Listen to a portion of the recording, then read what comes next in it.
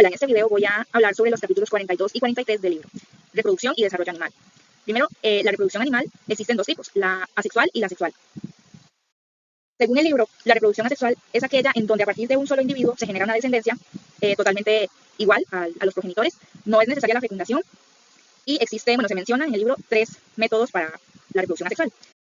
La primera es la gemación, en donde aparece una protuberancia en un animal, posteriormente se desarrolla como un individuo exactamente igual, pero independiente. Esto, como podemos ver, se da en las esponjas de mar, en algunas anémonas, corales, entre otros. También se habla de la fragmentación seguida de la regeneración. Esto se da cuando a un animal, por ejemplo, una estrella de mar, se le quiebra o se le desprende una parte de su cuerpo, esta parte seguidamente se regenera, dando como resultado dos animales exactamente iguales. Además de las estrellas de mar, también se dan corales, medusas. También está la partenogénesis, que es la capacidad que tienen algunas hembras de dividir sus óvulos y generar descendencia sin necesidad de ser fecundado por un espermatozoide. Esto se suele dar en peces, en insectos, en algunos reptiles, entre otros.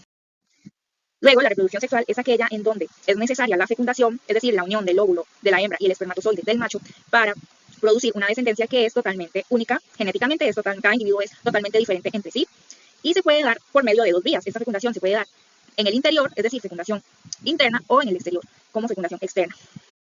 Primero, la fecundación externa es aquella en donde la hembra suelta sus huevos, comúnmente llamados desove, y el macho llega y suelta sus espermatozoides, dando así la fecundación.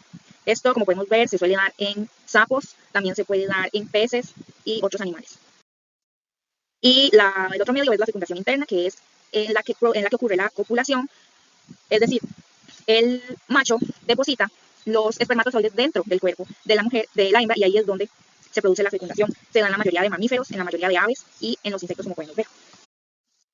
Con respecto al sistema reproductor humano, se ven las estructuras de los aparatos reproductores, tanto masculinos como femeninos, y sus funciones.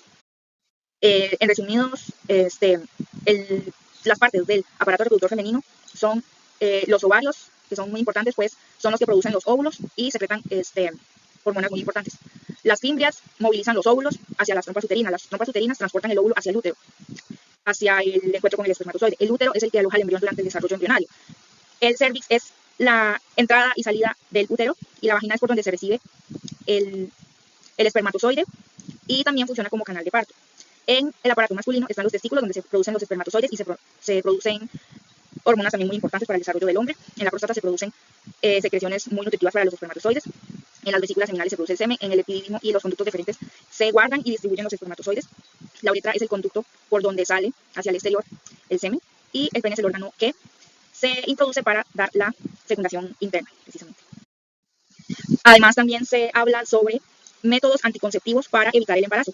Se menciona que pueden ser temporales cuando hay un periodo en donde no se desea un embarazo, o permanente, que esteriliza a la persona de manera permanente, ¿verdad? Los temporales pueden ser de barrera. Se menciona el condón femenino y masculino, que son óptimos contra las infecciones de transmisión sexual, o también pueden ser hormonales. En su mayoría son utilizados por las mujeres. Entre las más efectivas están las píldoras, los implantes, los dispositivos intrauterinos, los parches, entre otros. Con respecto al capítulo 43, una vez que un animal nace, sabemos que crece, se reproduce, en su mayoría envejecen, y como resultado de la acumulación de daños en las células, mueren. En este capítulo se mencionan algunos principios del desarrollo animal. A nivel de célula, se menciona que principalmente las células son iguales a nivel genético, por lo que se multiplican. A partir de ahí, las células se especializan para cumplir funciones específicas. Y estas células especializadas se unen para formar tejidos, los cuales forman los órganos. Hay dos tipos de desarrollo. El desarrollo directo, que es cuando los individuos nacen completos, totalmente completos, como sus progenitores, precisamente. Van creciendo, tienen varias etapas, las cuales se dan hasta que el animal alcanza la madurez y llega a la adultez, en donde se puede reproducir. Nosotros los seres humanos somos un ejemplo de eso, y la mayoría de mamíferos, las aves, entre otros. El otro tipo de desarrollo es el desarrollo indirecto, que es en donde el animal nace, pero debe pasar por una metamorfosis para poder llegar a la adultez. Se da en la mayoría de insectos, anfibios, como por ejemplo la mariposa, que podemos ver acá, que primero Cuando sale del huevo se convierte en larva, luego en pupa y luego en su versión adulta. Bueno, también se habla de las etapas del desarrollo embrionario en general en los animales. Primero se da el cigoto, que es una vez que se fecunda, el cual por medio del clivaje se convierte en mórula, la cual al continuar dividiéndose se forma la blástula, que pasa por procesos como la organogénesis, la gastrulación, para llegar a ser un embrión. En el ser humano específicamente se pasan esos procesos también. Una vez fecundado el óvulo se convierte en cigoto, posteriormente en mórula, luego en blastocisto. Más o menos hasta la segunda semana de embarazo se forma el embrión, el cual pasa también por una serie de procesos que hacen que más o menos a partir de los 2 meses sea un feto, que durante los demás meses del embarazo se desarrolla un bebé, precisamente.